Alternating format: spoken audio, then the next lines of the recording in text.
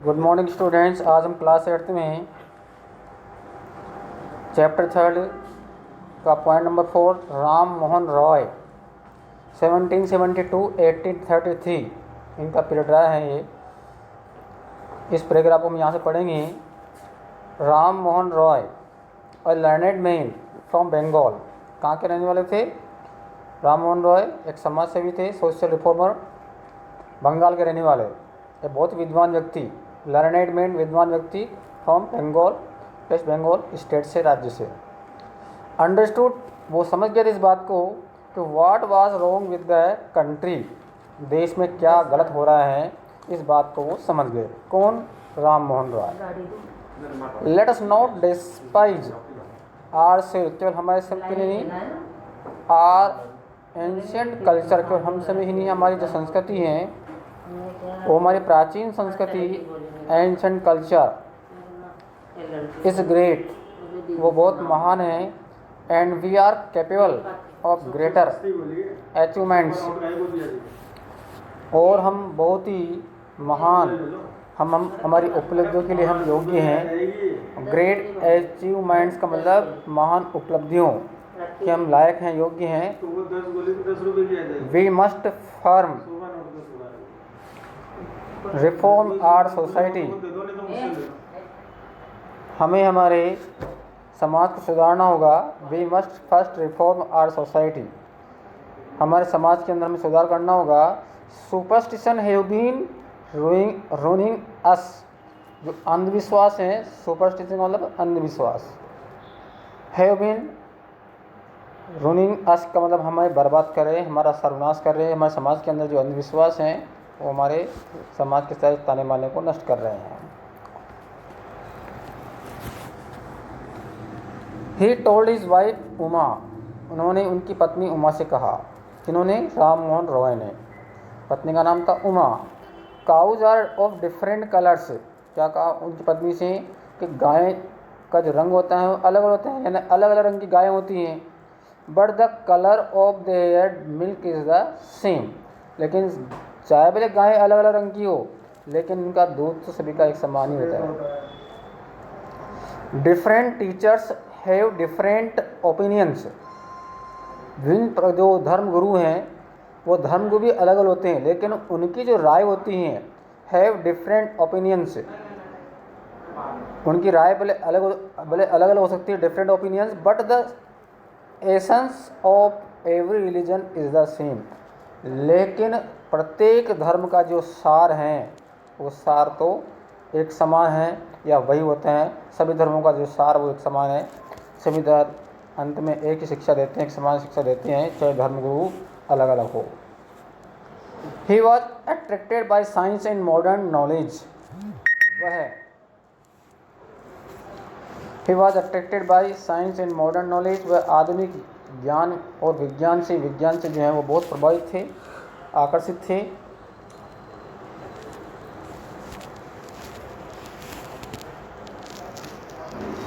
Knowledge should be practical and scientific, Ram Mohan Roy का कहना था कि ज्ञान जो है व्यवहारिक होना चाहिए और वैज्ञानिक होना चाहिए।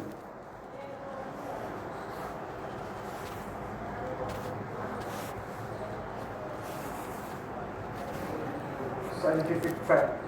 He crossed the seas and went to England to see what made the British powerful. There he told them.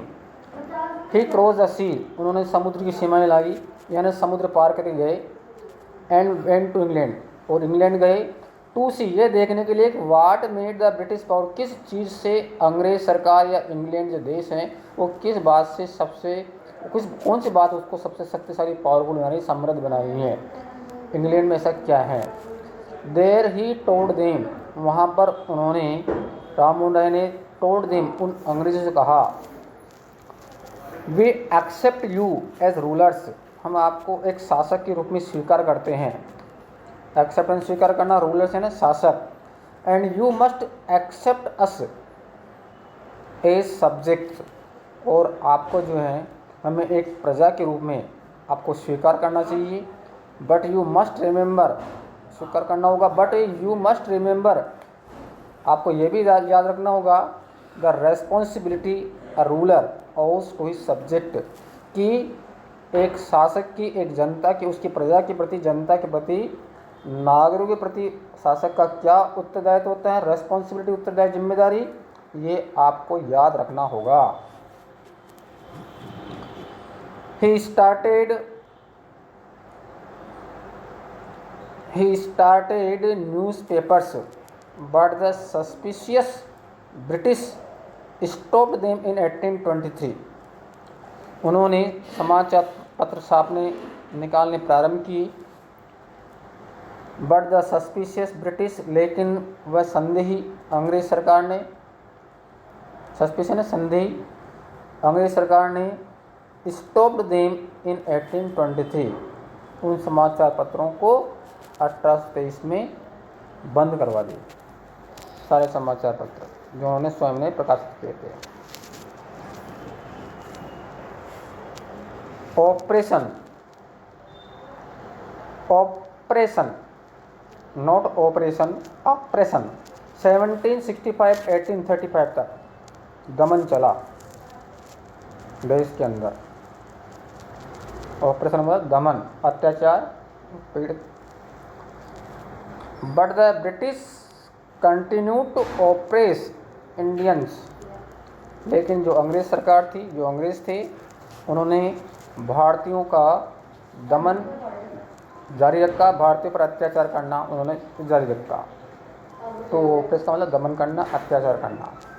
इन 1818 में दे हेड पास रेगुलेशन थर्ड, 1818 में अंग्रेज सरकार ने एक अधिनियम, रेगुलेशन थर्ड, नियम तृतीय पारित किया। अंडर इट, इसके अंतर्गत, an Indian could be gelled without trial in a court.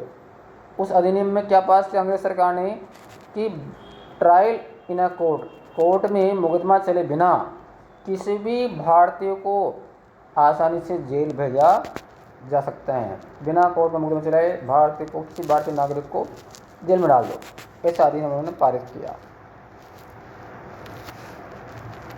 By 1829, 1829 तक Britain was exporting British goods worth 7 crore rupees to India.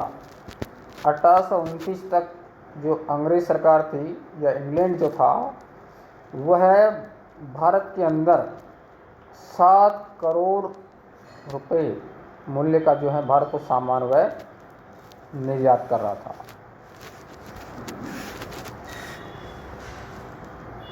Governor general Bentinck reported back home, governor general Bentinck ने अपने वापस देश में जाकर के सूचना दी, the bones of cotton weavers are bleaching the plains of India.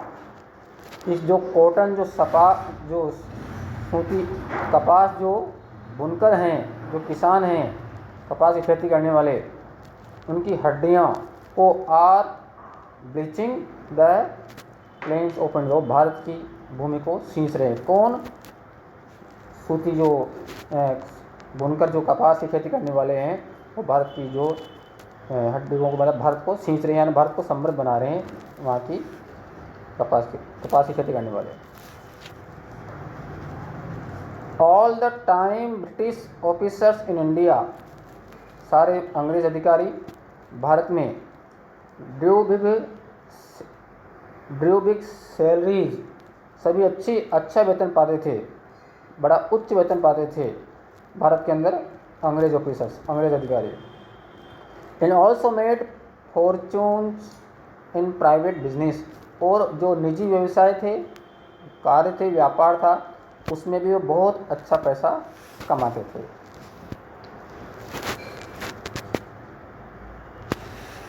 The British prospered on the company's loot while Indian industries began to die. The British prospered on the company's loot, यानी अंग्रेज लोग जो थे, अंग्रेज सरकार जो थी, वह कंपनी की, ईस्ट इंडिया कंपनी की जो लूट मचाई थी, उस लूट से अंग्रेज सरकार, अंग्रेज लोग समृद्ध होते गए, जबकि while Indian industries began to die, जबकि भारतीय जो उद्योग थे, उद्योग धंधे वो मरने लगे, मतलब समाप्त होने लगे, बंद होने लगे।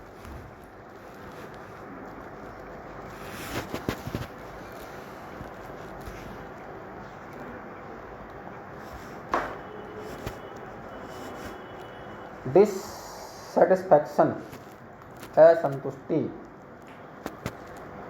Education India was in Persians and Sanskrit, भारत में जो शिक्षा थी वो पारसी और संस्कृत में थी, पारसी भाषा में और संस्कृत भाषा में। इन 1835 1835 में इंग्लिशमैन नेम्ड मैकाले, एक अंग्रेज था मैकाले नाम का, Lord Macaulay, suggested a change, उसने कुछ परिवर्तन करने का सुझाव दिया। We should teach the natives through the English language, हमें यहाँ की जो मूल निवासी, यहाँ के जो नागरिक हैं, उनको अंग्रेज भाषा के माध्यम से जो है उनमें उनको पढ़ाना होगा, उनमें परिवर्तन लाना होगा। आई एग्री, मैं इस बात से सहमत हूँ। English education produced clerk to whom the British gave party jobs under them, अंग्रेजी शिक्षा से प्राप्त करके अनेक भारत में अनेक लिपिक तैयार हो गए, क्लर्क लिपिक babu. To whom the British gave, जिनको अंग्रेजों ने gave petty जॉब, छोटे छोटे काम, अंडर देम, उनके अधीन छोटे छोटे काम उनको दे दिए, वो अंग्रेज अधिकारियों का अधीन रह करके उनके अंडर रह के काम करने लगे। ऐसे अनेक बाबू उस इंग्लिश एजुकेशन ने तैयार कर दिए। इंसिडेंटली का मतलब संयोग से। It also produced a new generation of intellectuals, बौद्धिक रूप से अनेक प्रकार की एक नई पीढ़ी भी इससे तैयार हो गई, इस प्रकार की अंग्रेजी शिक्षा पा करके। Okay bye.